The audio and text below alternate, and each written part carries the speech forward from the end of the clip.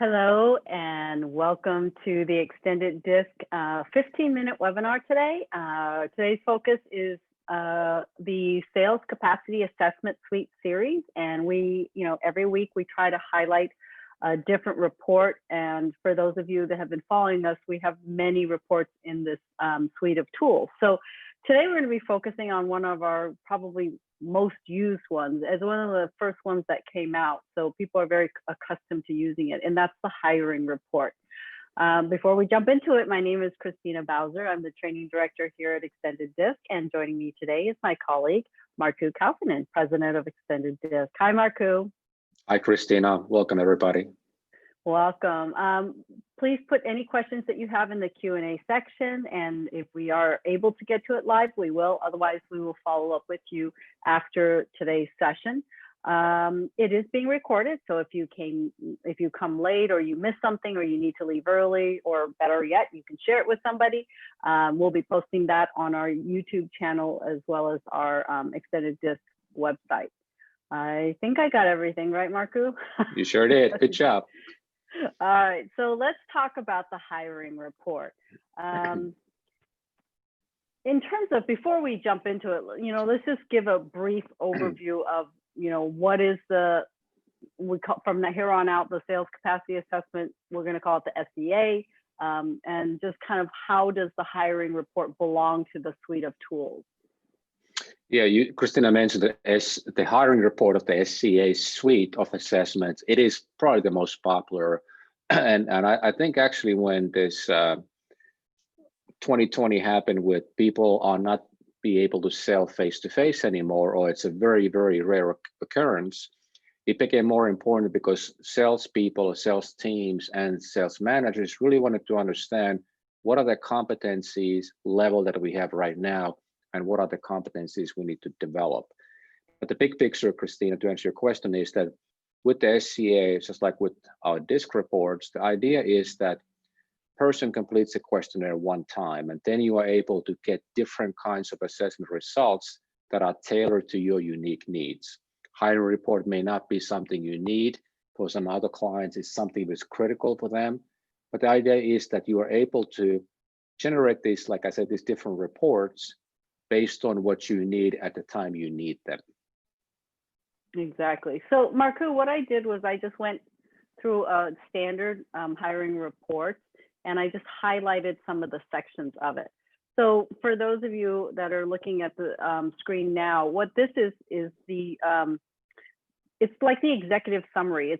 It's called the overall scores, and even if you don't know what this is, it's very intuitive. You get it right away. So tell us about these overall scores and the focus on these specific sales competencies.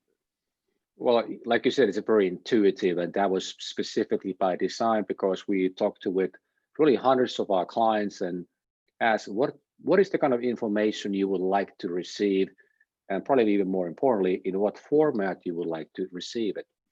So we narrow all of these great ideas to 18, what were clearly the most critical sales competencies. And in this executive summary section, we are using very simple to understand 0 to 100-point scale to understand where a sales candidate's present level of competency is. Higher the score, more competent they are in that area. So my favorite is always prospecting, because I've been in sales, and prospecting is, if somebody says they like prospecting, I think they might be fibbing a little bit. So like this person with the prospecting, they got a score of 57% on a 100% scale. So obviously that tells us a lot, but what we will not talk about today, we also have benchmarks so you can actually compare what all of these 18 scores means in terms of what's happening in your part of the world, whether it's in the United States, Canada, anywhere in the world. We have benchmarks, and you can even create your own benchmarks to really understand where different salespeople are based on these competencies. So if you think about that, let's say you have a sales force, 100 salespeople right now. You can benchmark your existing sales force, and then you can compare candidates against the benchmark you have created to really evaluate where their strengths are, where their weaknesses are, to help you make better hiring decisions as part of your hiring process.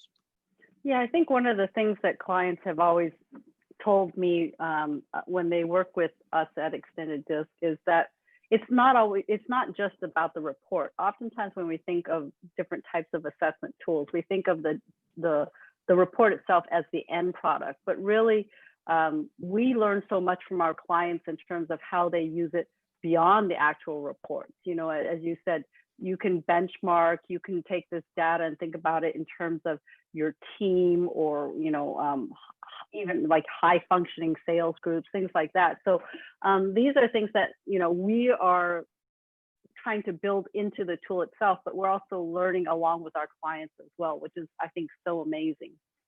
Yeah, absolutely. And I just like, that's a great point you bring up, is it's not the end result. It's actually the starting point of making better decisions, helping people succeed, making better decisions. So it is actually the starting point, not the ending point. Exactly. So for those of you that have seen other SDA reports, like the development report, a lot of this information is overlapping. It's similar, which is great. So once you start using one of these reports, the other reports are going to look very comfortable and familiar. It's just a different way to present information. So this, in the hiring report, we have what we call these 18 system sales roles. And they're clearly labeled, they're clearly defined. And again, very intuitive. You can see high scores versus what we call marginal scores. Do you want to talk a little bit about this too, Markku? Yeah, scores are very intuitive. Maybe the definitions, if you look at it here for the first time, like sales revealer, sales creator, you probably have no idea what that means, but everything is clearly defined in the report. So you can look at things like the short sales cycle, long sales cycle. Does the client understand the need, or if it's a more of a latent need that they really don't understand what they're looking for right now, they have the need, but they just don't realize they have it. So everything is clearly defined. Maybe more importantly, you can define what the expectation is. You can create your own sales role, and then you get a match percentage like we have for these 8, what we call system roles. So you can create that role, and then you understand when you look at different candidates, how good of a percentage match they are. Again, very intuitive, higher the percentage, better the match. Exactly. You know, and I always say, again, based on experience of interacting with clients that use this tool, is if you just take a little bit of time up front to really understand, you know, what specifically needs to go into your specific sales role. And if they don't match any of these, like Markku said, you can create your own. But if they do match, you know, think how simple it is from here on out. You know, you open that page, you're like 97% match sales revealer. That's what I'm looking for. And it's, you know, it's how much time you're actually saving yourself if you kind of put in that effort up front. And if I may add to that, is every week I hear from clients who are using the tool, and they tell us that one of the values of actually creating your own roles and looking at your sales roles and your clients and the kind of product or service you're selling is that you begin to think about things that we really have not actually thought about.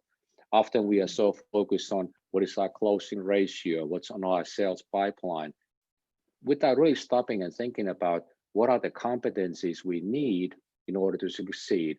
And beyond that, what kind of product and service are we really selling?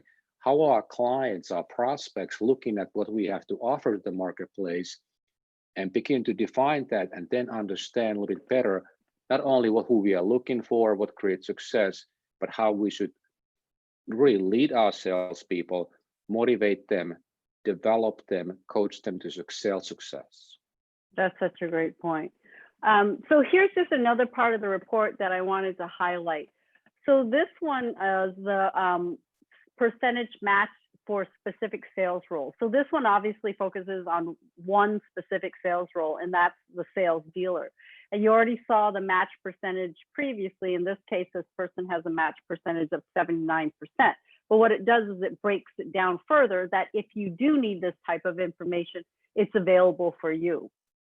That's right. So, and here again, if we'll, in the previous slide, we look at the 8 roles. You can narrow down, maybe identify that the sales dealer is the one for us. So you can only get this part of the report because you have identified that our prospect is aware of what they need. It's a short sales cycle. Now, salespeople really don't have to have an ongoing relationship with that client once the deal is closed. And then you can break it down to the different 18 competencies, excuse me, and see what kind of a match do we have? Is it a good match? Maybe the person is even too competent in some areas that they tend to overuse their competency because they know they are good at it. And what are some of the challenge areas? And then you can figure out, is this person a good match for us to hire in terms of the other candidates? Or maybe do we even need to continue to search for better people, because the last thing we want to do is hire somebody that is not going to succeed selling our product or service. Exactly. And then we always seem to have this in the reports, which is a great, I'm telling you, this is one of the most popular pages because it is so easy and direct. So for those of you that just want to look at what's the match percentage for a specific job role I've already identified, and then you can go right to the excuse index too. You want to talk about the excuse index, Markku? You know, it's my favorite excuse index because we want to know when a we want to know, excuse me, how people are making excuses, whatever we do. But in sales, it is easy to make excuses because I truly believe that sales is a very challenging profession. You face rejection, you face no's, you face maybes, things that kind of you want to keep going, but it's so hard to do because you don't know what's going to happen next.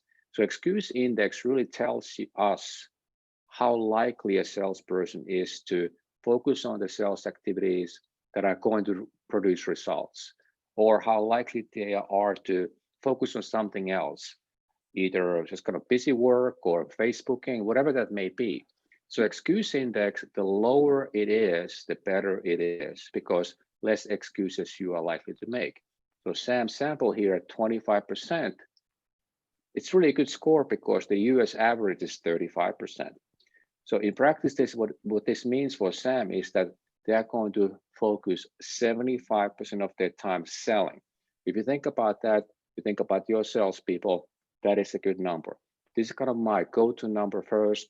I look at this first thing when I look at somebody's results, whether it's an existing employee or a candidate, and then I start going to break down how they are doing with the different competencies and sales mindsets. Exactly. So another page we have, I think this is, if I were a hiring manager, this is kind of my template for asking questions during the hiring process, right? So these questions are unique, right, Markku? They're not just standard questions that just get put into the report. Absolutely. These questions that you get for the 18 competencies are based on their current level of competency. Think about this: if you are hiring a manager, and if you are dealing with a good salesperson at the interview, they are selling themselves to you. So often it's easy to get emotionally involved, and we begin to having a good conversation instead of focusing on asking questions that really reveal where they are right now.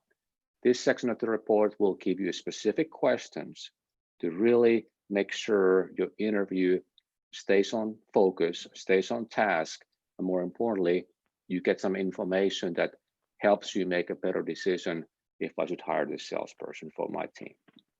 Yeah, because like Markku said, these are dynamic questions. If scores or their assessment changes, these questions actually change. So they're really targeted and specific questions based on an individual person's results. Absolutely. So hopefully that gave you a good introduction overview to the hiring report. Markku, what's the best way for their next steps? If they're like, hey, I really want to see this report, what should they do? Just contact us, get a demo. Maybe we assess a couple of your salespeople, and then you can decide the kind of information that we provide, whether it may or may not be a fit for you. And of course, talking about future, you should go to extendedis.org. On the right top corner, you'll see an events tab. Click on that, and you'll see all of our upcoming webinars. And please sure to register, because even if you can't make the date and time, we'll send you the recording. So what's coming up on our calendar, Christina? Well, tomorrow, in fact, is coming up soon. We have our What is DIS&C? So if you are looking for kind of a refresher way to how to introduce the different styles in a DISC workshop, join us for a 1-hour webinar tomorrow on Wednesday at 10 a.m. Central Standard Time. And we also have an afternoon webinar. It's one of our mini webinar series, and that's on the strengths and development areas for each of the 4 DISC styles, and that's at 3 p.m. Central Standard Time. So thank you guys all for joining us. Thank you, Marku, and you guys all have a healthy and safe rest of the day. Thank you. Don't forget to vote. Yeah.